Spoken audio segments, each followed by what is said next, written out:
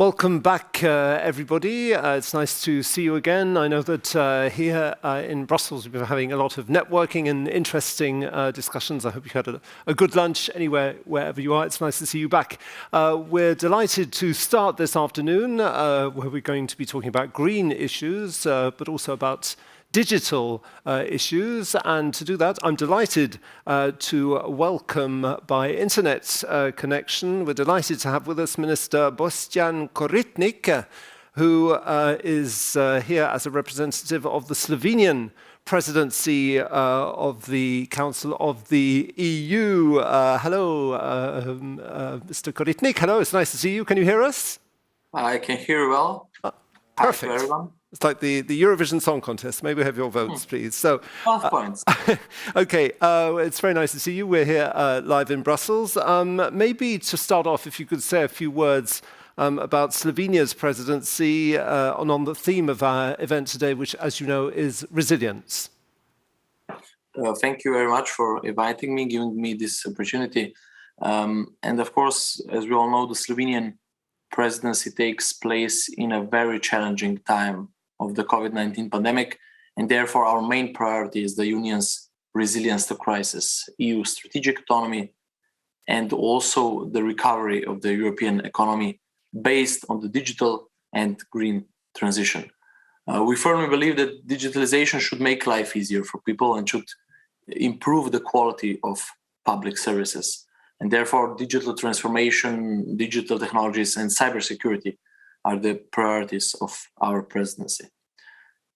When talking about digital transformation, our priorities are improving connectivity, developing secure, efficient digital infrastructure, including 5G, safe and open web and cyberspace, resilience to cyber and hybrid threats, improving digital skills, accessible digital public services, and also creating a favorable environment for development, testing, and use of new technologies, so AI, blockchain, 5G, and so on. As for legislative acts, we are focusing on Artificial Intelligence Act, Data Governance Act, Digital Services and Markets Package, so DSA, DMA, roaming regulation, and directive on measures for a high common level of cybersecurity across the Union, that's NIS2 directive. And we consider these legislative acts as a matter of priority and want to reach as much progress as possible in the Council. We have, for instance, significantly advanced the work on the Digital Governance Act and the roaming regulation. And this week, we are starting negotiations with the European Parliament, the so-called trialogue, and this is the final phase. If everything goes okay in the Parliament before the adoption of the document. Also, we are working intensively on the Digital Services Act to reach general approach by December in order to prepare the grounds for trialogues. And the same goes for the NIS2 directive on cybersecurity, where we are also targeting general approach in the Council. As for the AI Act, our ambition is to continue the discussions in the Council and complete at least one full reading of the text, present the first compromise proposal or a progress report by December this year. So to sum up, we are quite successful with the progress on legislative acts dealing with digitalization. The Slovenian presidency has also set cybersecurity, cyber resilience very high on the agenda. We see it as one of the key elements in building a resilient Europe. And we all know, we're aware that technology has always been a game changer. But however, the challenges we are facing today are much more complex since we're dealing with increased digitalization, interconnectivity, interdependence, also changed geopolitical realities, and the future global order. And therefore, we should further increase the resilience of our economies and societies, protect critical infrastructure, and enhance the security of supply chains. In Europe, what we need is we need a more strategic, focused investments in our own solutions for key technologies such as AI, microprocessors, quantum computing, and so on. And also, we should prevent the misuse of technologies. Europe should have a leadership role in standard setting, in promoting global, open, free, and secure internet, as well as building the resilience against disinformation. And last but not least, it is very important to have more strategic and more active engagement with partners, international organizations, industry and academia, so with public and private stakeholders. Also in cybersecurity, cooperation is vital, so we are, of course, stronger if we work together. We are also aware that the private sector's role is vital in this regard, especially building trust and working jointly on increasing our common cyber resilience in the future. If you would wonder how Slovenian government is approaching the new working landscape of the COVID-19, which is also related to our resilience, of course, overnight we shifted to remote work. We upgraded very quickly our digital skills for new ways of communicating, working, training. The public servants were provided with remote access, a video conferencing system, and instructions, of course, to comply with security requirements for teleworking. We ensured the smooth provision of services, particularly in healthcare, in, I must say, very demanding circumstances. So we proved that our public administration can indeed be resilient and flexible. And we also learned a lot. We learned that we should design our job policy in a way that makes the most of remote work and work in the office. We need to provide civil servants with sufficient digital skills. So we are upgrading our training programs on digital skills. More emphasis should be put on management skills and digital skills of senior service leaders. But of course, the online work has also increased our vulnerability to cyber attacks. So statistics considering cyber attacks are extremely worrying, and we are witnessing a huge increase of incidents across the EU and across the globe. So we are realizing that it is important that we boost investments in the area of cybersecurity. In this respect, the Next Generation EU Fund is a very important element in this debate. It is a European Union economic recovery package to support member states hit by the COVID-19 pandemic, and the fund is worth 750 billion euros. Thank you. Thank you very much. Just a few questions while we have you, Minister, if we can. You talked about your own work in Slovenia, and we've been discussing risk very much here. I'd like to know, what do you actually do in your own ministry to approach risks? How do you identify them? How do you assess them? And what do you do in terms of mitigating any risks that you identify in your own ministry? Well, I'm a politician, so I would say we're doing what it takes. Actually, we're doing our best to, of course, increase the resilience of our systems. Indeed, our ministry manages the central state information infrastructure. And in this regard, legislation is crucial.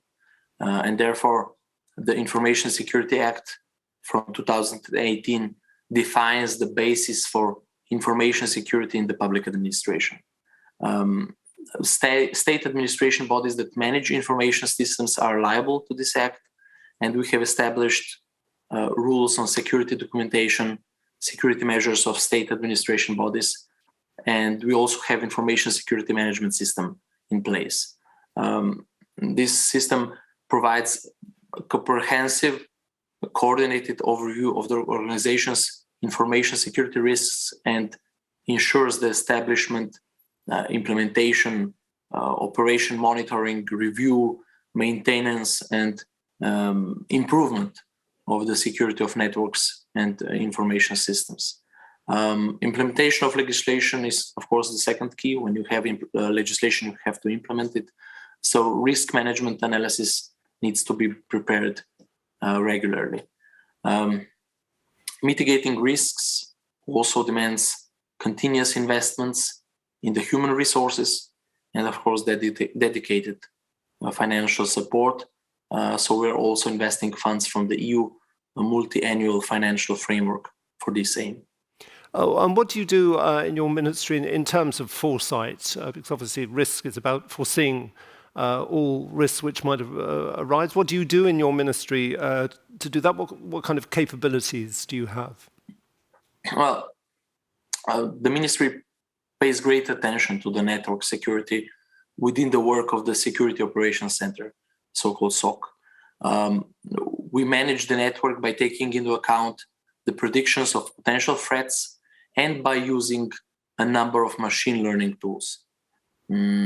Also, we participate in the national coordination related to cybersecurity with various national stakeholders, where we regularly exchange data on security incidents and threats. And in addition, we cooperate with other national authorities in Slovenia in providing this cyber defense and cyberspace. We are aware that this is a continuous process, which demands political will and top-down support, and it needs to be recognized as a national political priority in order to be efficiently implemented. And one final question. Obviously, we've been talking about the EU in general. What is the biggest threat to resilience in the EU at the moment, as far as you are concerned? Well, cybersecurity ecosystem is extremely complex and already at the national level, which additionally complicates cooperation at the EU level. And it demands a lot of coordination across sectors, involvement of various ministries, law enforcement, intelligence, diplomatic community, defense, and of course, information sharing could be a challenge in this respect.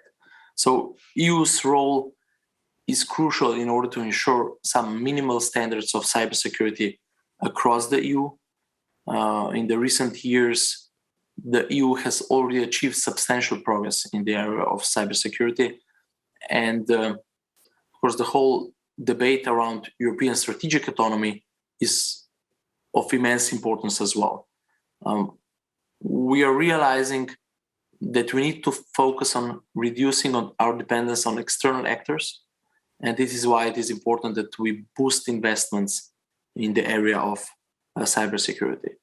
The European Cyber Competence Center and the network of national coordination centers is vital in this regard. It plays an important role in future investments in the area of AI, quantum, and so on. And I truly believe that digital is the make or break issue. So we all in the EU should focus on digital transformation that will create jobs, boost competitiveness, while ensuring technical excellence and security of supply. And what I believe is that the COVID pandemic has kind of forced us to go in this direction, and it showed that we are capable of being successful. Thank you very much indeed, Minister, for the general overview of the EU and also for some details, a look at what you're doing in your own ministry. I'm sure the people here present in Brussels would like to give you a round of applause because it's so that we can see it. Thank you very much. A big round of applause so you can hear some support, and thank you very much indeed for taking some time out of your day to speak to us. Thank you. We now are going on to the next part of our agenda, and we're going to be talking about green issues.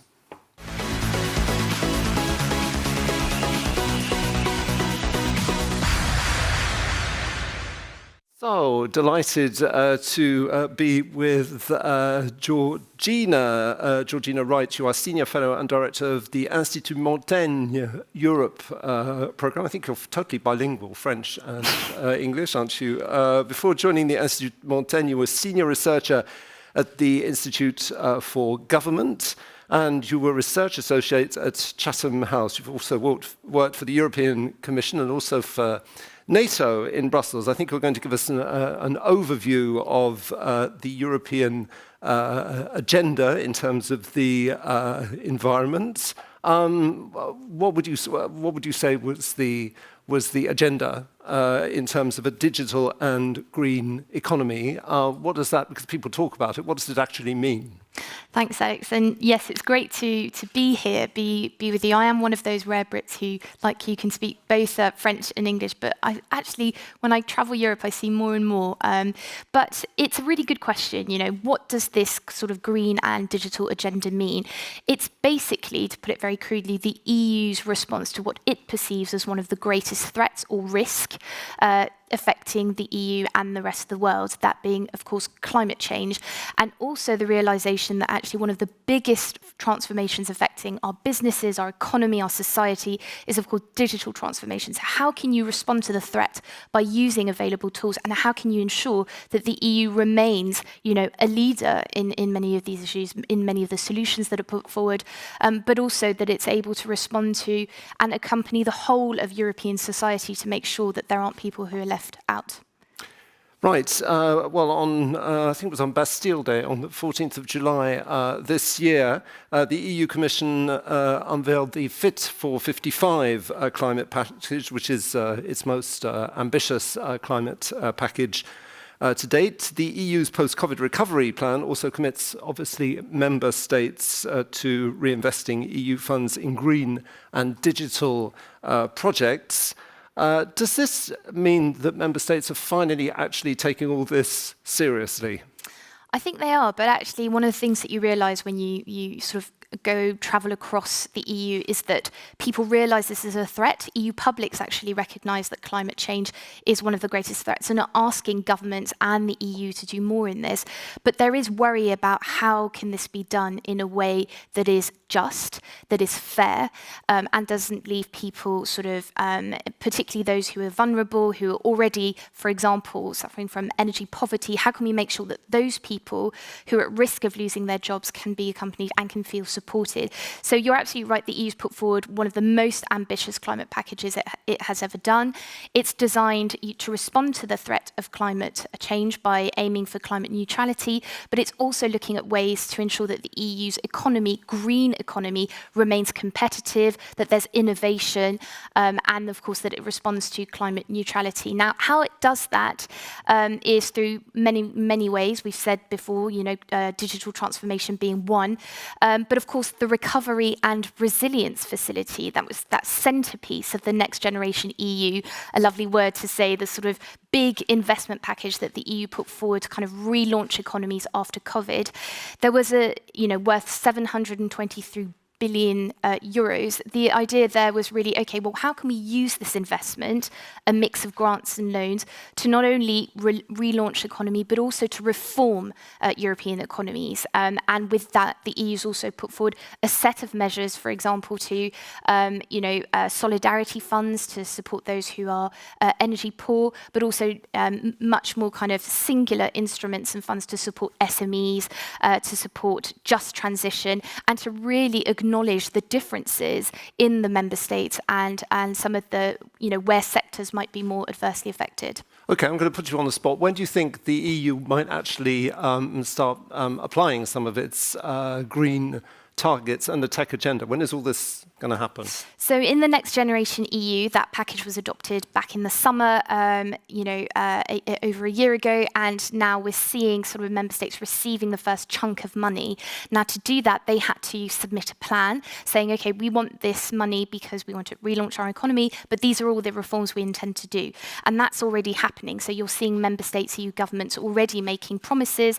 The next question is, will they be able to deliver? And we know that the second, they didn't receive all the money in one go. they're going to receive it in different packages, and to receive the second set, you would have to prove that you've met the reforms or some of the reforms you've set out to do. But on this climate Fit for 55 package, well, that's being discussed, presented on Bastille Day. But of course, we've got lots of discussions that need to happen in the Council, so that grouping of the 27 governments, but also the European Parliament. We know that the Commission is becoming much more political as well, has its word. It's talking to business, it's talking to civil society groups, and that's a lot of people you need to please.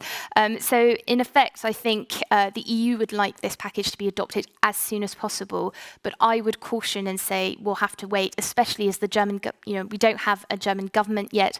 We have France having a presidential election. So I think the discussions, as we heard from our, the Slovene minister, they're ongoing, but I think it will take a while before we see the final package. Well, I spent 20 years in this town doing programs about the European Parliament. I know how difficult it is to get the European Parliament to agree, because obviously there's so many different points of view. What does the European Parliament say on this? What effect is that going to have? So it's a good question, because if you look at the last European Parliament election, you actually saw many more Europeans taking part in that election and voting. And what that's led is to actually a much more diverse European Parliament, so more fragmented, but equally more representative. So it really depends on the parliamentary group you talk to, and also the MEPs, the countries they represent, because some MEPs will say, well, I represent a region or a section of my country that has, huge steel industry. Really worried. I have people worrying, ringing me every day to say, well, what does this mean? Am I going to lose my job? So it does depend on who you talk to. But I think the European Parliament has been quite ambitious. You're seeing the main groups putting forward a list of kind of recommendations. So they're being much more in sort of solutions and not only bringing up the problems, which I think will come to a huge relief to the European Commission. But of course, it's not just about the Parliament and EU governments. It's also about business and civil society and talking to them. For the last question, I'd like to turn things around a little bit. We're talking about risk. It's the basic theme of why we're here. Looking at things the other way, what's the risk if Europe doesn't apply all this ambitious or necessary agenda? What's the risk? Two greatest risks. One is that, climate change is happening and the EU cannot afford not to respond to it. And that's just not because, EU publics are calling for the EU to do more, but also because our businesses need to take into account. And that there are lots of solutions out there, digital transformation, being able to seize that. But I think more importantly, perhaps from an economic standpoint, is being left behind. You're seeing the United States and China doing much more on this. There's also huge competitive rivalry between the United States and China. The EU has said it's trying to keep its own independence, does not want to side with either. Well, it will only be able to do that if it can itself bring solutions, brings ways of thinking. And I think, the EU has shown that sort of united in our diversity, but that can be a strength. And actually, I think there is an expectation on the EU to do more, but also a necessity. Thank you very much indeed for that point of view, but I'm going to keep you because I think you're joining us on the round table. So let's move straight on to our next round table discussion.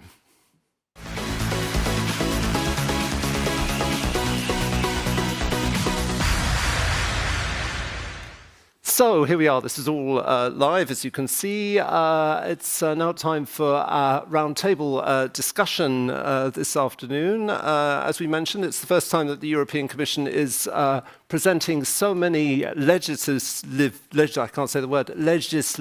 perhaps Georgina can help me, legislative packages at one time. But how will it impact the risk management community? That's going to be the theme of this roundtable. I'm delighted to welcome Heidi Hautala. You are the Vice President of the European Parliament. Thank you very much for sparing some time to be with us this afternoon. You're a member of the European Parliament, the Greens, the EFA Group, and former Minister for International Development and State Ownership Steering in Finland. Thank you for being with us. Laurence Ekman, bonjour.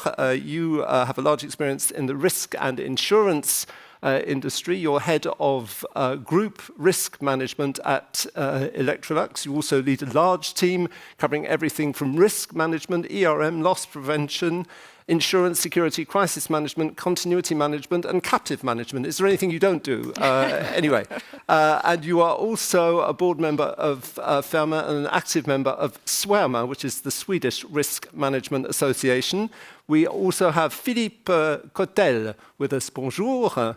You are the head of insurance and risk management of Airbus Defence and Space. You've been there since 2014, gathering all Airbus activities in space, defence and military transport aviation, belonging to the former divisions Astrium, Cassidian and Airbus Military. You are a board member also of FERMA, leading on the topic of digitalization, and a board member of AMRAE, the French Risk Management Association. Bonjour, thank you very much indeed for being with us. So I'm going to start with you, Laurence. Perhaps you could give us Electrolux's response to the Green Deal, and more generally, what is the role of risk managers in the leading third industrial revolution? Yes. Big question. Can you give us an answer? Exactly. So, well before the Green Deal, Electrolux was already very involved in sustainability. So it's part of our key strategy, and we have really worked on that very much. And actually, it has been also recognized by rating companies. So we are quite a leader in sustainability. And what we do now and what we have launched in 2020 is a framework, sustainability framework, which is called For the Better 2030. And we focus on three key elements. The first is a better company. We want to be climate neutral, have climate neutral operation.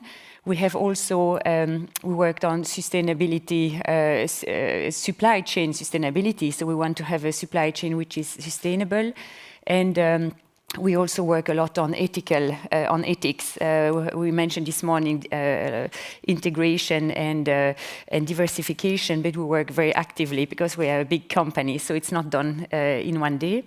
We also work with better solutions. So we want to have also products which are use harmless material. We want to have them recycling and use recycling.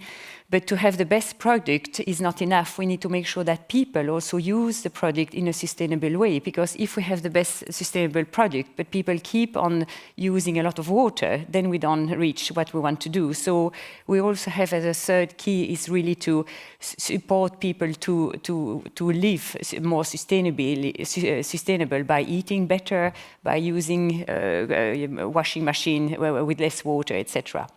So this is in a nutshell how we work with sustainability. And when it comes to risk managers, there we spoke a lot this morning about transformation. So companies are really in the middle of transformation. It comes from sustainability requirements. It comes from the digitalization, which has, of course, increased, and also the consumer behavior, which has also changed and really a lot since COVID.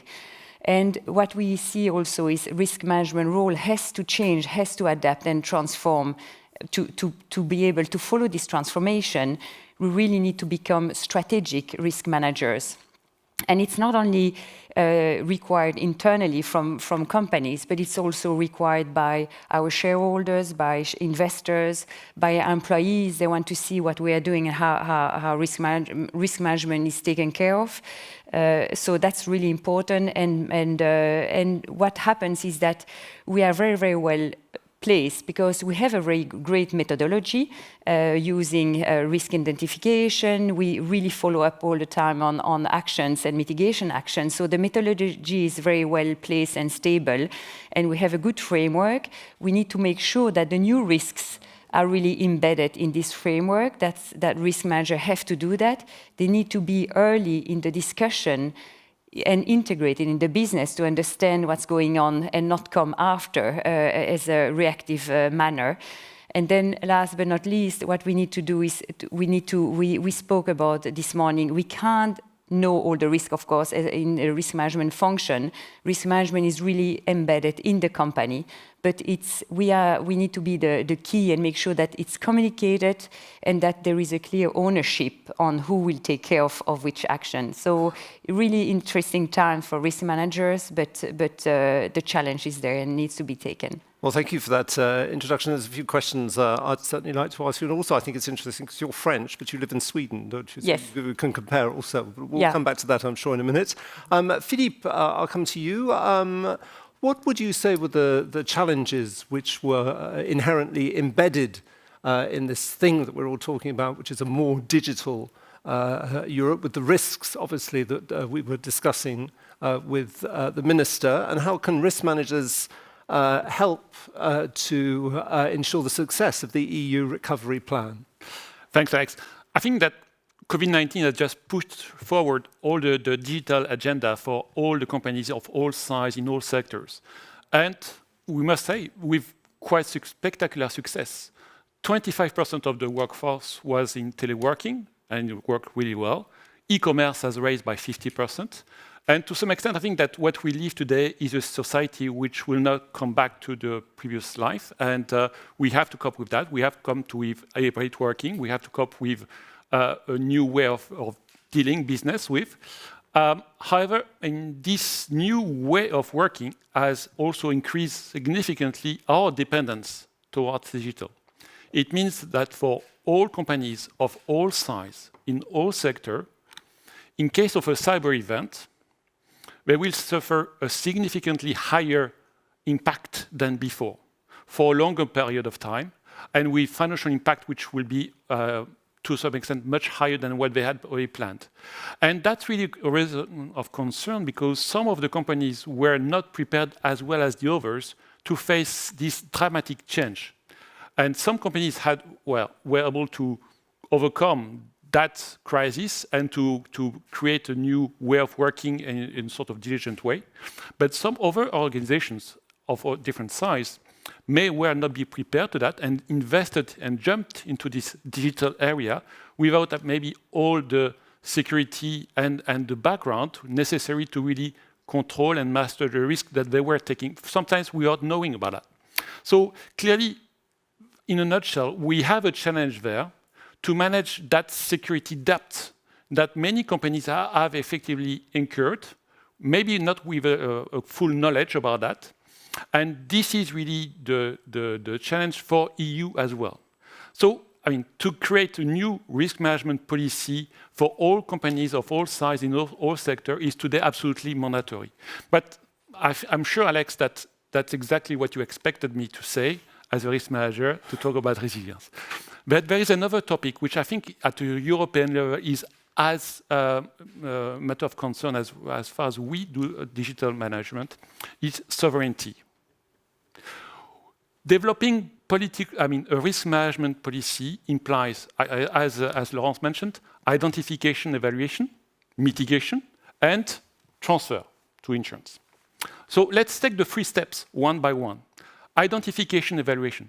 What do we see today? We see some cyber rating companies, usually US-based, scouting and controlling companies, sometimes without their own will, with giving results which we don't control, and which can become a new way of evaluating the viability of a company. Second element, the mitigation. The mitigation to do what? To a level of maturity. Today, what we see is that level of maturity are currently being defined by the US and are imposed progressively to the different suppliers who want to deal with the US market. And those standards are now starting to become imposed in Europe as well. Are we comfortable with that? What do we do in Europe to manage that sort of situation? Third step, insurance. 80% of cyber insurance market is based in the US. Most of the US insurance companies most of the cyber insurance companies are US based. Today, the market in Europe of cyber insurance is controlled and the decision makers are US based or worldwide based. Are we comfortable with the coverage provided in Europe and in each country today, decided by decision makers that are outside the control of Europe? These are the 3 topics of sovereignty which are on the table, which I think are beyond just business situation, but are also sometimes political choice that we need to put on the table. And that's why, as risk manager, which we foresee really all those different steps, to alert public authorities about those facts and work together with them in order to see whether Europe can effectively play a role in this context. Thank you very much. I noticed that when you talked about US-based companies for the first time, Heidi Hautala, you noted down something as if you wanted to make an important point about that. So as a representative of the European Parliament, i.e. as a representative of us citizens, I think it's quite interesting and essential that we should hear from you and what the European Parliament thinks and what it's doing to support the recovery. I think the European Parliament has responded extremely well and proactively to the Green Deal that this Commission promised, and I can assure you that it took quite a while. I belong to those who had to pinch myself to see that really there was a paradigm shift going on. And I've heard many times that the European Commission has now become political. However, I believe that it's always been political, but its political priorities have changed, and I think even the President von der Leyen, she would also confirm that the priorities have changed. And I remember that a very good friend, the former Finnish judge in the EU Court of Justice, he just made a casual remark the other day, saying that unlike people believe, the Commission's proposal they are not created in the heads of the officials of the Commission, but they reflect the society and the economy. And of course, there are always conflicts of interests. And I think even the Parliament is somehow not free of these conflicts of interest. We try our best not to sort of get carried away with them. But I think at this point of time, it's a real pleasure to see that the sustainable corporate governance agenda has been received by the most progressive investors, the growing number of them, companies, business interest organizations, civil society, poor people in the developing countries who feel they are somehow abused by European companies and they want justice. So there's a whole new agenda here also in terms of risks, and I believe that we will be building on the agenda of what we call double materiality, that the companies and economic operators, why not other organizations as well, should be very diligent with the risks that they would be causing on the business environment in terms of human rights, environment, climate, but also the other way around. The operating environment produces a lot of risk to companies. And I think this is at the core of the new agenda on sustainable corporate governance. It's very exciting because it gives the companies a lot of impetus to identify their operating environment and where they want to be. And lastly, I would like to say that I think it's now undisputed that we need the business community to be a part of global solutions. So I would be of the opinion that they could even play a key part, and if we regulators would be wisely guiding them a little bit to be a bit more swift and more ambitious, then I think there will be a good balance of business and legislation.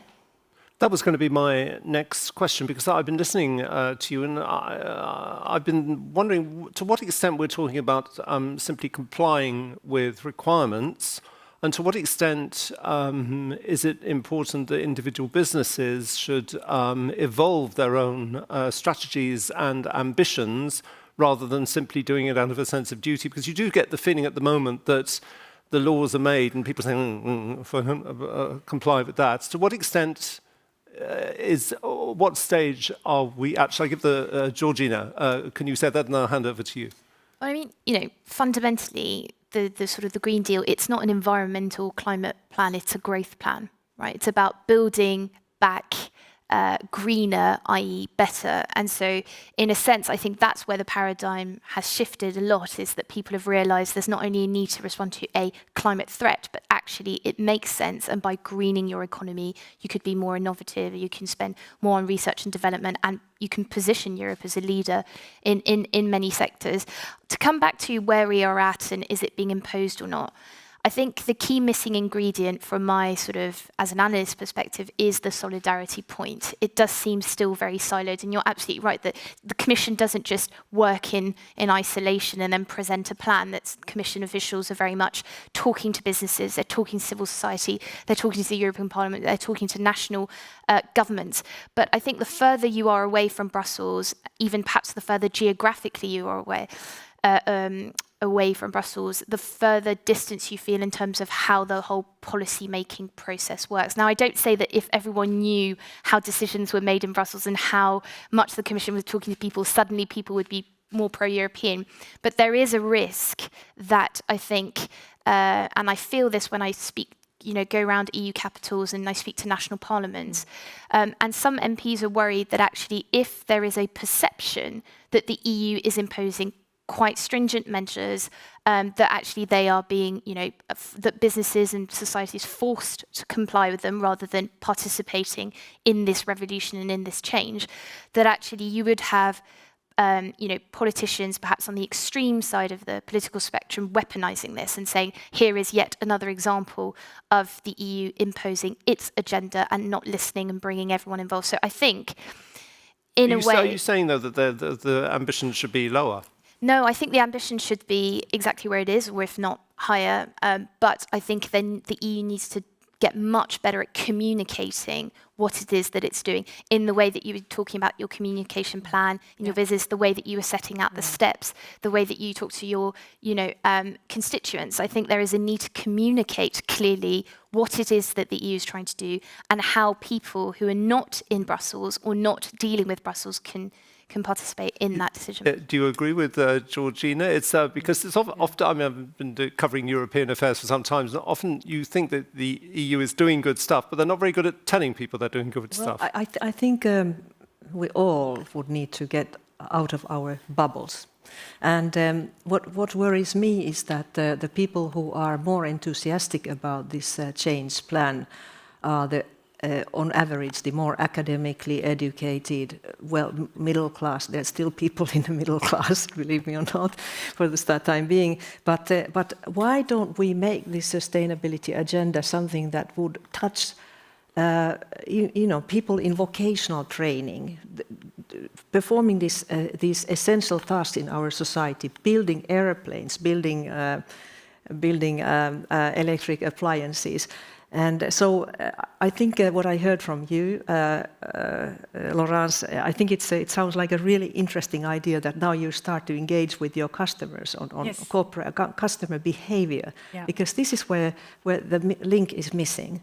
I don't know about your business, Philip, but I definitely believe that this mission should be for everyone, and we need to get out of our bubbles. But I must say that I got to know about Electrolux sustainability agenda already, I think 15 years ago, because you were very active on the producer's responsibility on, it was the WE directive, the waste on electronic and electric appliances. And I think it was wonderful to see how you were in the forefront. So those who have been in this for quite a long time, I think they are already, they're again ahead of the others, touching this idea of customer behavior. And so it's an interaction, it should be an interplay. Does it have a cultural element, though? Because, as I said, you are French and you live in Sweden, and we were talking about it last night. It's quite interesting, the different approaches that they are in different countries. Yeah, I mean, Swedish are really, I mean, Nordic countries are very much close to sustainability, but if they are more than other countries, I'm not sure. I think it's really a matter of how sensitive you are on the subject. I'm not sure it's really a matter of a country. But to your point, companies like Electrolux and others, some companies have really taken this subject very seriously a long time ago. They haven't waited. So I don't think it's really a question of where they are located. It's more if that was a priority already a long time ago or not. And do you want to say something about the issue we're talking about compliance as well? That companies should have their own ambitious plans rather than simply meeting. Yes, so this is something that we discuss at Electrolux. We know that in some industry, like automotive industry, they are very much more active, and they are active on the European level. We are less active, for instance, in our industry, and we say this is something that we need to do just to understand together where we can go. So we realize that there is a gap there, absolutely. So now we are more on the compliance side, and we do the reporting. But if we were more proactive and improve the discussion, it would reverse this compliance and really go on a better collaboration. Philippe, you want to add something on that? Clearly, if you take Airbus and the overall airplanes industry overall, I mean, clearly sustainability has become really the key strategic thematic, which we are effectively, Airbus is really probably at the forefront in trying to move to hydrogen planes, and that's really just one other example how sustainability is taken on top of the agenda for major companies. I'd like to turn to the issue of data sharing now, because obviously we've been talking about cybersecurity, data sharing. I think everybody can see the advantages of facilitating the sharing of data, even for us as consumers, especially with issues to do with COVID. We've all been very aware of the fact that it helps to collate information. But in practice, there seem to be a lot of things that actually get in the way of this sharing of digital information. What do you think the EU should be doing to make more data sharing facilitated and easy? Or is it doing enough? Well, or maybe too much? I think just raising the question, you already have an answer. What is the economic impact related to cyber in Europe? Nobody knows. How many companies are suffering a cyber attack in Europe? Nobody knows. And in fact, if you think a little bit about climate change, everybody now is convinced about the reality of climate change. But in fact, it took decades to make people being aware and recognizing the evidence. When you say people, you're talking about companies or consumers? Yeah, consumers, everyone. And it took decades until people were able to give measurements. And those measurements were leading to effectively conclude that the climate change was a reality and therefore put public policy in place and private policies in place. In fact, in cyber, we are probably in the same situation. We don't have the data, therefore we see I mean, every 2 weeks you have a new study coming from sometimes a survey based on a sample that you may not control, which are sometimes pushed by some service providers just to promote themselves. And the reality is that we are basing public policies on perceptions. And I think it's time to develop a proper thinking about exhaustive data, reliable data, which allow to really measure and capture the reality of this phenomena. What do you mean by, maybe it's because I'm from outside the branch, what do you mean by exhaustive data? Going away from the pure survey on a sample that you can't control, you need to have an exhaustive approach of how many companies are suffering an attack, what is the extent of economic impact they suffer. As a risk manager, we are taking a lead on that initiative because we believe that it is of our responsibility to push forward that approach. And cyber insurance is one way to measure the financial guarantee of the economy. To some extent, it's just as simple as that. And we are promoting some projects at French and European level, the project called Lucy, Lights Upon Cyber Insurance, which allows to have just a very simple view of what is effectively the premium and the claims indemnified to companies in Europe related to which have purchased a cyber insurance. It sounds very basic, but today we are pushing that because it will provide to the public policy and also the private sector some real views of what is the level of coverage and the financial guarantee that you have on each layers of the economy. And this probably will give some evidence of the nature of the risk that we suffer and the economic charge that we have at European level. And that's really what the sort of initiative that we are pushing at the moment. Heidi, what do you think about what the EU is doing to facilitate data sharing in the light of what you've just heard? Yes, of course, there's this fantastic benefits from data sharing. And I'm just, last week everybody was discussing the Pandora Papers. And it appears that one of the failures of the EU member states in shedding light on these offshore structures that very often are tax evasion or even have to do with some, money laundering, things like that. So the member states have not implemented the Open Data Directive, which would, for instance, oblige the member states to open the company register so that beneficial owners would be exposed. And so I think they have a lot of sins in this respect. But then on the risks, I also very much believe that now when we look at how much we go digital in all of our essential functions in business, in public organizations, and how much we also rely on electrification, then I would assume, without being an expert in this field, that we might have to anticipate some mega risks to the systems. But perhaps the colleagues from business could shed some light on this. But definitely, I think we need to understand that, maybe we had a pandemic, but we could have a big disaster on collapse of our systems, not least due to hostile attacks. So indeed, I think this should be at the heart of the EU policy making, and it is discussed quite a lot. Also, the question of disinformation, which has then a kind of an adverse impact on let's say, on the social atmosphere, polarizing. Also, this whole question of the power of the digital giants, which was now become very topical with the whistleblower from Facebook. So. This should be at the core of the EU policy making, for sure. Laurence, if I buy one of your products, how much information do you know about me? What do you do with it? And do you share it with other people? So no, we are really following GDPR. So so I will say no. We will not share any information definitely without your consent. So that's for sure. But what we do is we believe that in some way we will share information not on people, but we might have to share information on technologies. And coming back to sustainability, for instance, if we find a way to clean clothes with less water or reuse the water, it would really be stupid and a mistake not to share that information. So, and of course, it can build our brand. So it's not like we are just giving up information. Pure altruism.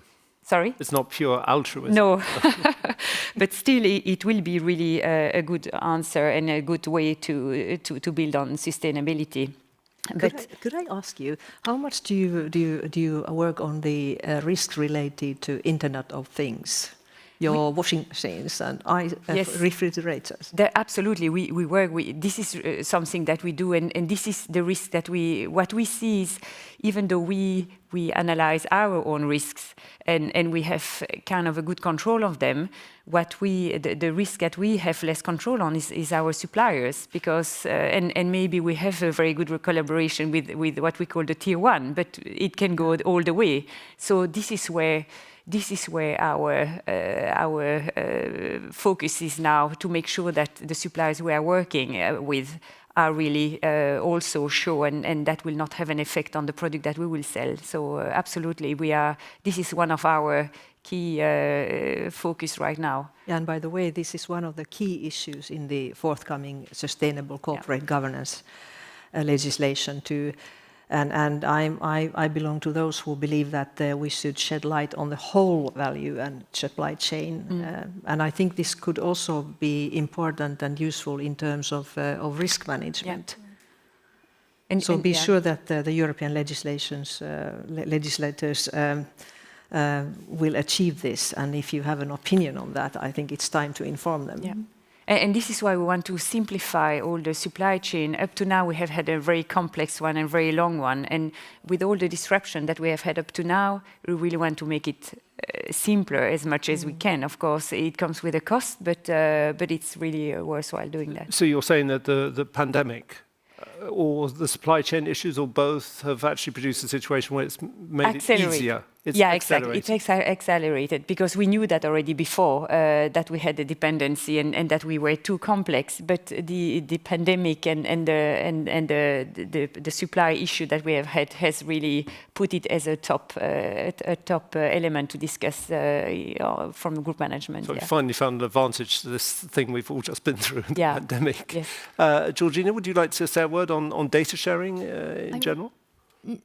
You know, it's not my area, but one of the things that you notice is really the EU trying to take a holistic approach with supply chains. You saw that reflected in the open strategic, autonomy agenda, the new trade strategy the European Commission has put forward, the foresight paper which we heard discussed this morning, and a lot of sort of thinking about how can you make supply chains not only transparent but also going back to the sovereignty agenda, how can you make sure that you're able to promote your interests and values, that you're able to determine those rules, and that you can, the EU still remains relevant on the global stage. And I think it really is important, because when you look at sort of the tensions between the United States and China and everything else, it will be important for the EU to continue to have a say, and it can only do that if it can demonstrate that it is able to do so.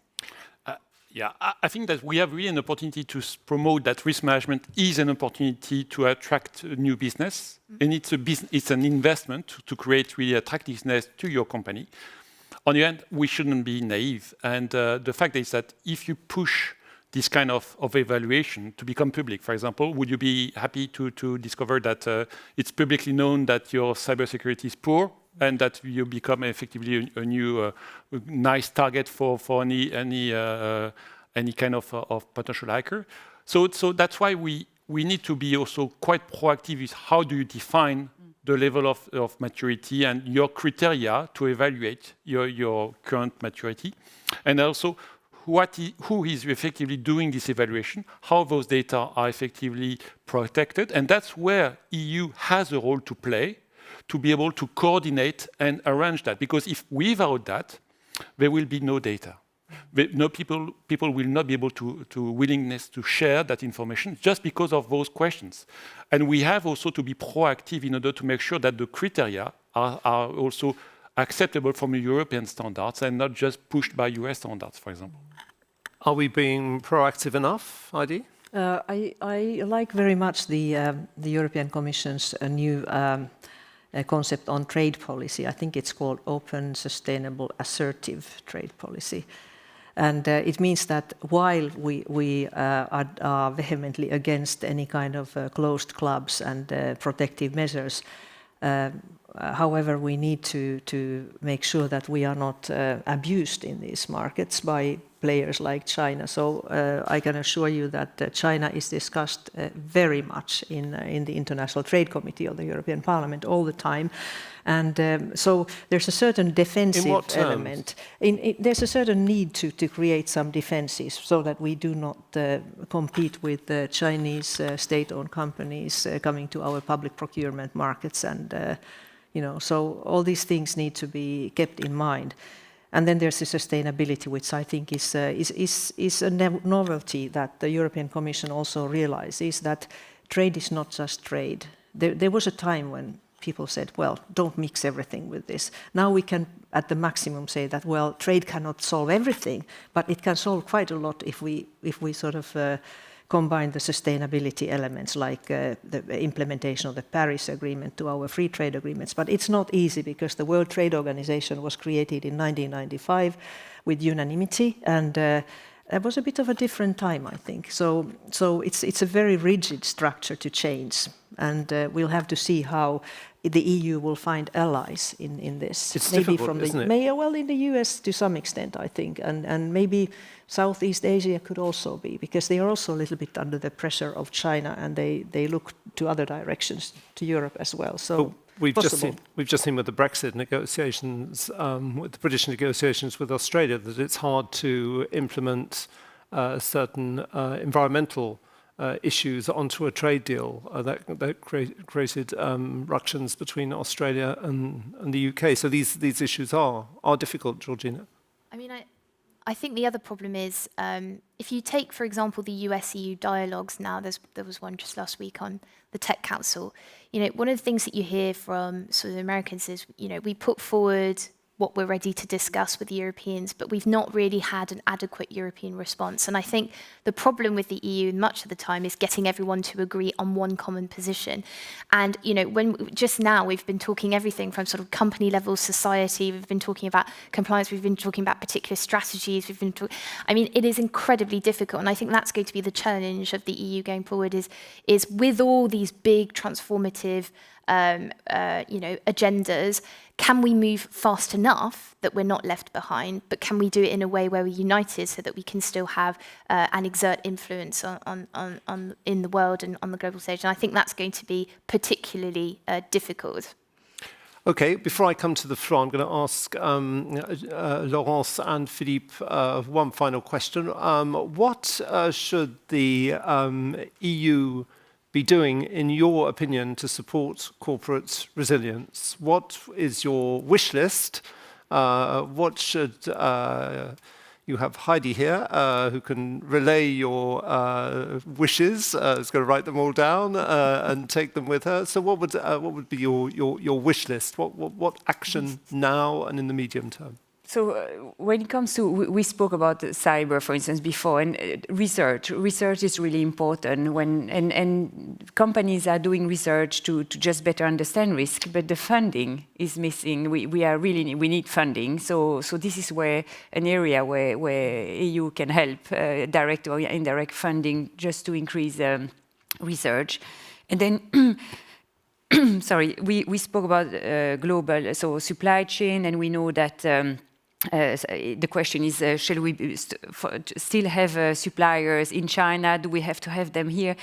Global trading is, we believe all in global trading, but maybe there also we need to have models to really reward companies who are, depending on their action. For instance, now we have had this minimum tax income, the 15%. This is really good. But EU can drive, from an EU point of view, what can we do in Europe? So that's also very good initiatives. And last, another point, speaking about supply chain. Supply chain is very important for electrics. We have that, we dream about supply chain. And supply chain is global. It's really important. We cannot live without that. But the transport, for instance, of the goods, we speak about sustainability, emission. How can we do the transport more sustainable? And there we have again a dilemma between this global supply chain and the transport with a very high emission transportation that they occur.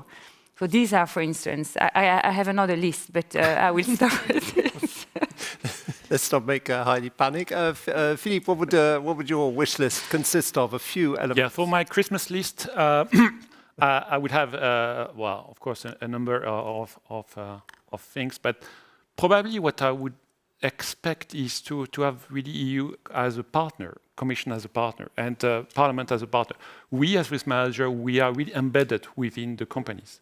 We talk to all the different functions in the transverse mode, and we probably have some ideas on how risk may be managed, and probably getting your political support in order to help us to really engage on the actions that we identify as really the one that we are making sense from a pragmatic standpoint, because we also have to be pragmatic.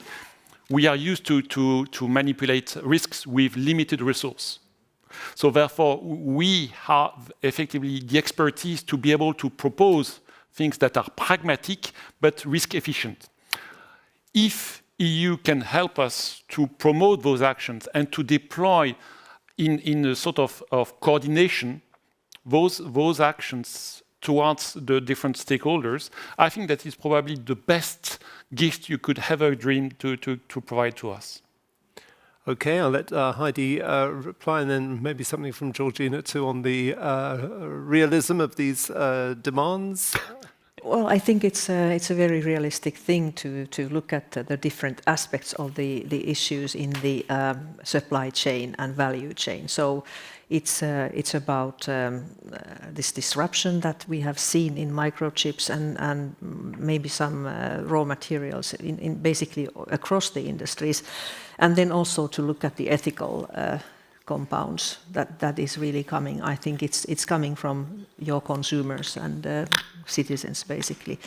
And then I would say that here, in addition to using wisely the EU collective budget for promoting innovation and really joining forces to create something meaningful from Europe that has a role, then I would say the basic thing for me would be to really try to put in place a kind of a level playing field of all these things.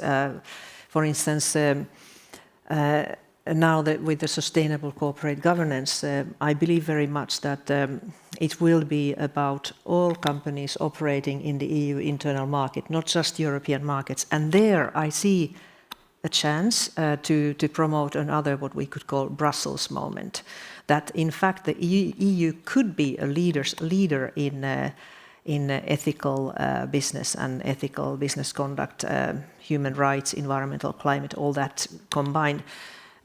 Because we have a very attractive internal market with all its deficiencies. I think it's a wonderful thing that has been created over the last 35 years or so.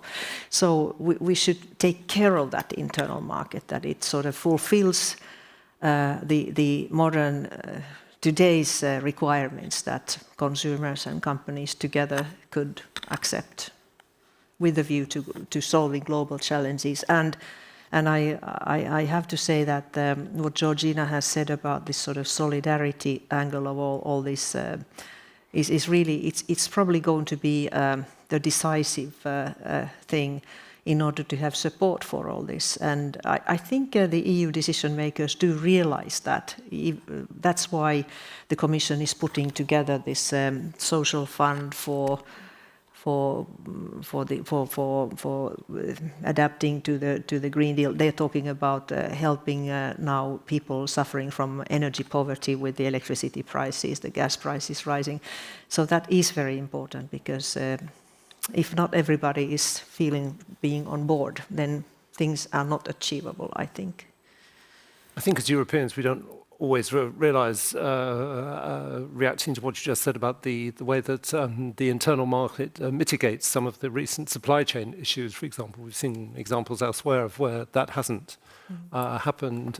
Do you believe in Heidi's Brussels moment, Georgina? And then I'll come to the floor for questions. I guess I'm going to be sort of slightly maybe tamping down the enthusiasm by saying I think it could be, but it will require a lot of patience. And there are several things to do that. One is patience of just, let's be honest about the political context. Without a German government in place, France is going to have an next election. You've seen really interesting election, you know, the election of the Czech Republic over the weekend, where actually you've had much more of a pro-EU government now in place. But I think there is a need to be cognizant of the fact that things may take more time than we'd like. On the inclusivity point, I mean, I completely agree with you. I think there needs to be, my understanding is the EU Commission officials already speak a lot to business, but if there is a sense that business isn't being listened to, or that actually they have all this expertise that's not being utilised, then there needs to be a change in that. But with that, it cannot just be business and civil society, it has to be society as a whole. So that's why these solidarity funds are so important, because I think a lot of people feel that the EU is a self-serving kind of group. And I think people do feel that actually they're not being listened to. So my final point would be on the communication side. That is so intrinsically important. And I think on that front, everyone has a role to play. You know, the European Commission needs to get a much better website and much better at communicating what all its strategies mean. I mean, the jargon is just impenetrable sometimes. You've got businesses that need to play a role in kind of communicating to their own clients across the supply chain, everything else involved, business partners about what it means. And, you know, of course, parliamentarians, journalists, and also, you know, think tanks trying to kind of explain what's going on. And it's going to require a lot of people to move, but we can't really afford not to. Totally agree with you about Jonah. I've been doing programs about Europe for the last 30 years, and so many people have told me all the time Europe doesn't interest people. But on the other hand, when you see what's happening in Poland, I don't know if you saw the pictures from Warsaw yesterday, quite amazing pictures of so many people going out in the streets waving EU flags because they're against what their government is proposing to do. If you look at the site of the Polish newspaper, Gazeta Wyborcza, the whole of Warsaw Square is full of blue and yellow flags. Je vais vous montrer après. I'll show you some of the pictures. They are actually quite amazing, of people in the streets saying, we really want to be European. Anyway, that's my little propaganda point. But sorry, Alex, very quickly, I think it's as much about saying what you like and what you support, and also what you don't like and you don't support. Because I think that's also a problem. There is a sense that the EU doesn't really want to listen when people, business, society don't like some of the proposals on the table, and so it needs to get better at both. Yeah. And now we need to change, and we need really to work towards a better world and not a better profit. The profit will come afterwards, but I think we really need to change the angle. There is no choice, and the good thing is that consumer wants that, employees want that. So it's the way we communicate that it's the world that we need to change, and it can be naive, but I think this is what we need to change and have that purpose instead of profit first. By the way, last weekend, the European Parliament hosted 4,000 young people from all over Europe, physically present in Strasbourg in this European youth event, as we call it from the acronym. And they discussed all sorts of things that we are discussing and beyond. So I think this is the kind of a good communication to let people come together from across the countries, and to find that it's the common Europe that matters to them as well. So, and then take these things home and see how they can work locally in the community. It's actually often when you take Europe away from people that people demonstrate most for. Nobody kind of shows their enthusiasm for it as things are going, but once you take it away from people, that people actually go out in the streets and say, we really care about being European. Anyway, I'm going to take some questions from the floor if anybody would like to ask our panelists a question. Yes, we have our friend over here who can always be relied on to ask some interesting questions. Could you just reintroduce yourself for our panelists who couldn't meet you this morning? I'm Belrim board member. Just a question on the data sharing. I mean, as a company, we have to share a lot of information as shareholders, whatever. But when we want to use some data, we often come into problems with privacy issues. We've had, for example, during the COVID, when we wanted to compose teams with people who were vaccinated, we were not even allowed to ask them if they were vaccinated, yes or no. We have sometimes issue with people if in large logistic distribution centers, people working with false identities. We could easily avoid that by using eye scanning or finger scanning. We're not allowed to use that for privacy reasons. So often as a company, we are confronted with privacy issues. I don't think we should delete them completely. They have a sense, but sometimes it's difficult to combine the data and the knowledge with the privacy. Can I make a point? Because actually, on my own personal life, this affects me as a consumer, because I'm taking out a loan at the moment to buy some property. So I'm having to fill in forms for the insurance. And I went to see my doctor in France, and he said, I refuse to fill in this form. We've been told not, as doctors, not to fill in these forms because it's a medical secret and we're not going to fill it in. And I've spent the last months trying to find a doctor in Paris who will agree to fill in the forms, because the French Ordre des Médecins, Order of Doctors, has told doctors now not to fill in these forms because it violates their notion of privacy. So it's a very personal example that I'm actually living through at the moment, because I'm trying to find a doctor to fill in the forms so I can get the insurance on a loan. Absolutely. I think that confidentiality and anonymity are the two challenges.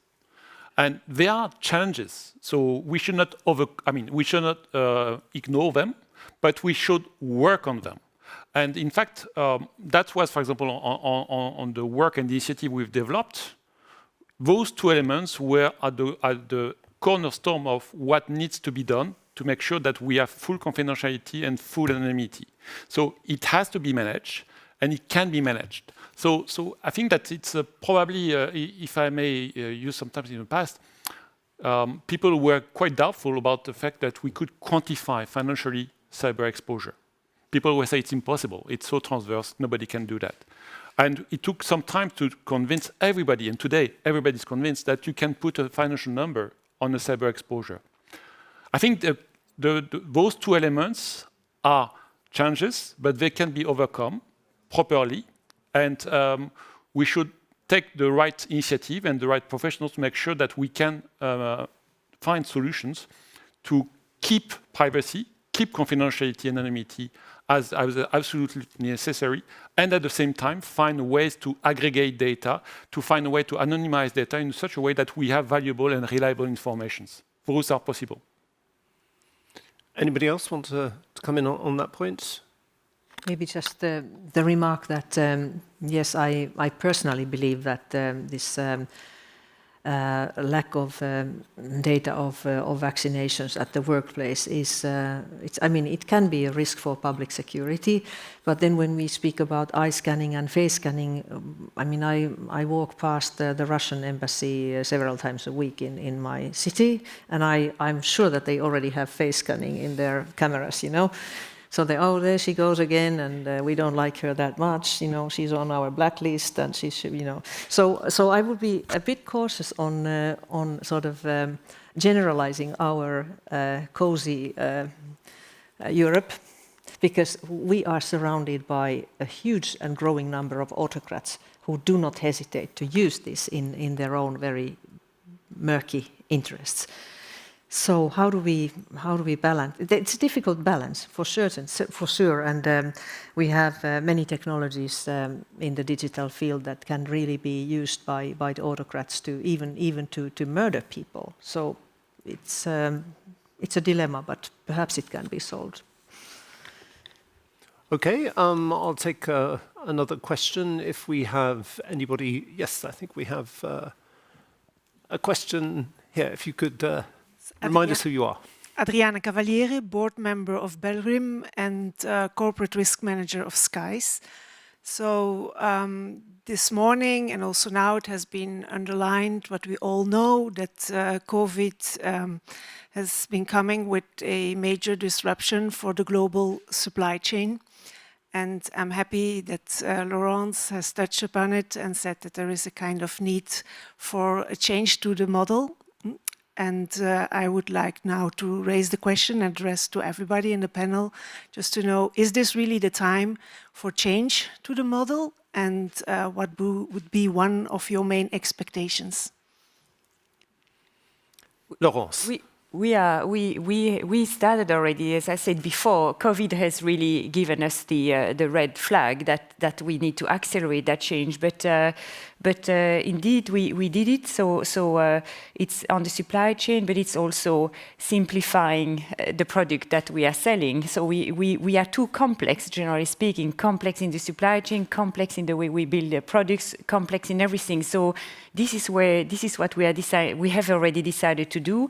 And by having simpler or modular products, we'll use less component, then we'll need less key supply or suppliers. So definitely we are on that journey, but we cannot wait because we know that that the shortage is still ongoing. So there are a few elements that we can skip, for instance, the chip and electrical components, or there are a few materials that we cannot avoid, but we are definitely we work a lot on that strategy.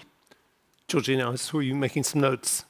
No, more for my personal reflection later. I think it's an excellent question that you pose, and I don't think I have an answer. The only thing I'd say is that the crisis has clearly driven greater awareness of supply chains and how actually an external shock can really disrupt it, and how it disrupts people, not only businesses and governments. I think obviously there's been a big discussion about reshoring or onshoring production facilities for certain critical components or critical medicine or whatever. But I guess the question is, how do you do that by still remaining open, by still being in favour of trade? And the question is, how do you go from a just-in-time supplying, just-in-time supply chain to just-in-time when there is a critical event? And how do you ensure that somehow you have the resilience, you're thinking about the resilience, you're able to manage that risk in a way that we weren't before? But I think, again, that's going to depend very much on the business, on the model, on the sector. And it's just, I hope will trigger more thinking, but I'm not sure it has quite to the extent perhaps that many would like. Heidi, or? Okay, yeah, I think, I hope this, let's say, shock is strong enough so that it's not just the moment, this moment's concern. And why I think it has at least dual benefits now is that, first of all, to simplify, maybe shorten the supply chain is very sensible also with a view to any future risks. But then there is this other thing that we need to be aware that the spillover effects of the consumption in affluent countries like European ones, the United States, a growing number of others maybe, also will have quite a huge impact on let's say, labor conditions, environment, human rights in countries that produce these precious and rare earths and metals.